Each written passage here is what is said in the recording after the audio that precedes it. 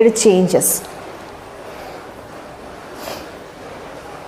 Repaired or made changes if necessary. മനസ്സിലായോ? നമ്മൾ ഈ ഓവർഹോൾ എന്നുള്ള ഈ ഒരു വേർഡ് നമ്മൾ നൗൺ ആയിട്ട് യൂസ് ചെയ്യുമ്പം യെസ് അങ്ങനെ പൂർത്തിയായ ഒരു അറ്റകുറ്റപ്പണി എന്നുള്ള ആ ഒരു മീനിങ്ങിലാണ് നമ്മൾ ഓവർഹോൾ എന്നുള്ള വേർഡ് നമ്മൾ നൗൺ ആയിട്ട് യൂസ് ചെയ്യുന്നത്. അതൊരു ആക്ഷൻ ആയിട്ട് നമ്മൾ അതിനെ അഴിച്ചുപണി ചെയ്തുകൊണ്ടിരിക്കുകയാണെങ്കിൽ അതൊരു ആക്ഷൻ ആണെങ്കിൽ നമ്മൾ അവിടെ വെർബായ ഫോം യൂസ് ചെയ്യും.